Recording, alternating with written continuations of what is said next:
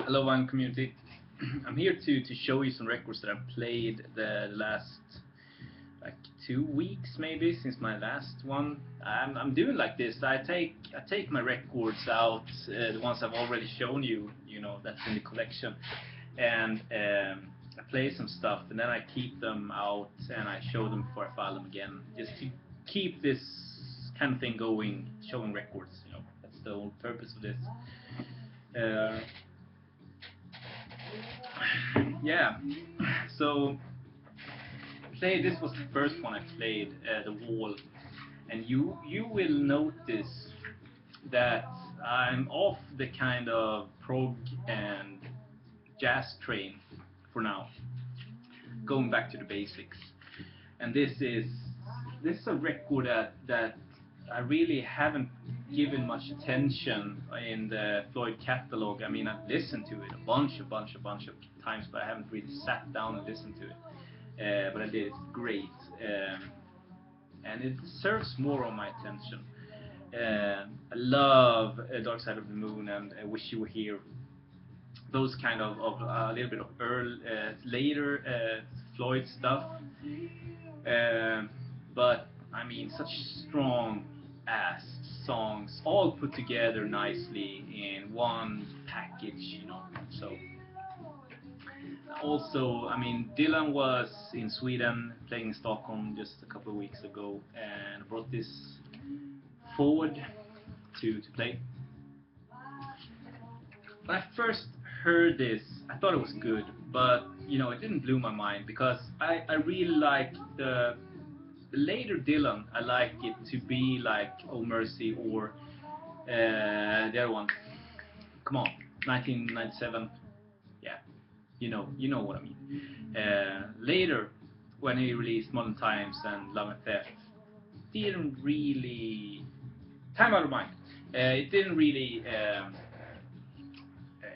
it's not my bag really, it's the same with this one. It's too much boogie woogie. It sounds good, great musicians, and the vocals is just nowadays Dylan.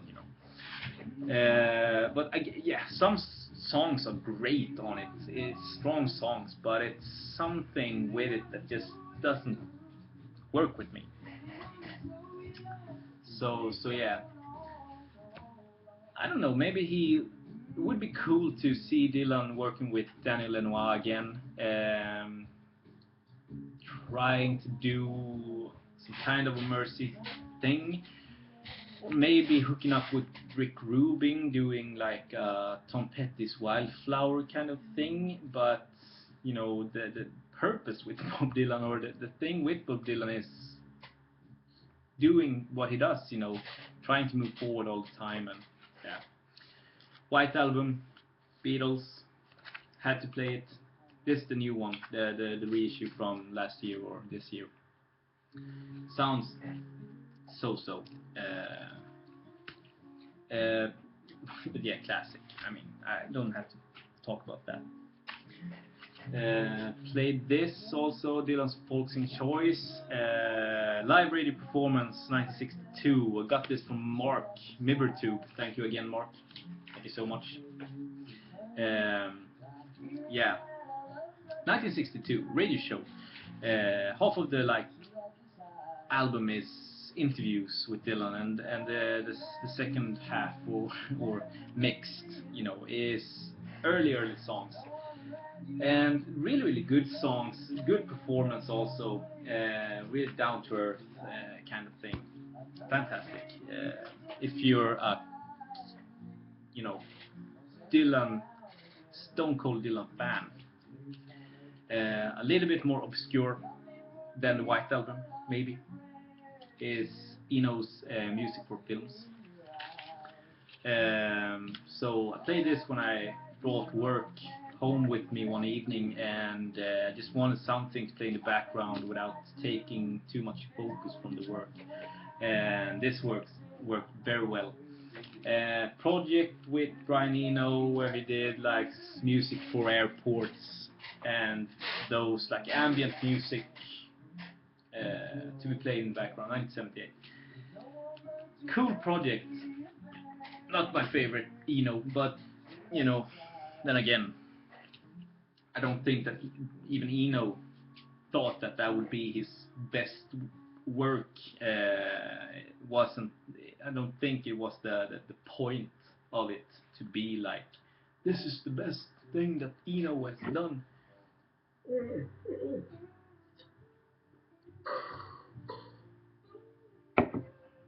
Okay, play this Froche or Edgar Rose.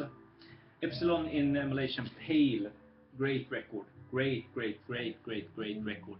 Uh, yeah, I mean, I don't know if this is like early electric or if it's prog or crowd rock, but yeah, fantastic record. I really enjoyed that. And compared to this, just okay. This is okay. This is just okay. Tangerine Dream Stratosphere. When is this? It has to be like 78, something like that. This is maybe 73, 4, maybe. Yeah, but just an okay record. Tangerine Dream is one of those bands where in my case, I have to be in the mood for Tangerine Dream. And back to the basics, really back to the basics. I mean, it can't be more basics than Pet Sounds with Beach Boys. Great sounding reissue. And yeah, I don't. What can I say about this record that hasn't already been said? Um, yeah, okay. So Beach Boys or Beatles? I listen to a lot more Beatles than Beach Boys, and I think that yeah, Beatles is my band, but production-wise, I don't know. Brian Wilson had, I mean, yeah, I think that maybe Pet Sounds is production-wise better than any Beatles record, even Sgt. Pepper. Yeah, that's my 2 cents on that. And I also play this, a favorite of mine, Dennis Wilson, Pacific Ocean Blue, reissued from 2010. 77, okay. I think I've shown this 15 times in my VC videos. But, I mean, if you don't have this, I've turned some people on to some music, not much, but some music. Like Miko, I turned on Nilsson Schmilsson back in the day of the VC, and this is one of those records that everyone needs to own. This is a 10 all the way through. Don't have, if you even if you're just a little bit of a music fan, this will get your interest on yeah, can't talk now. Great record. Get it. I'd like the original of that one. That would be cool, but I just have the music on vinyl edition.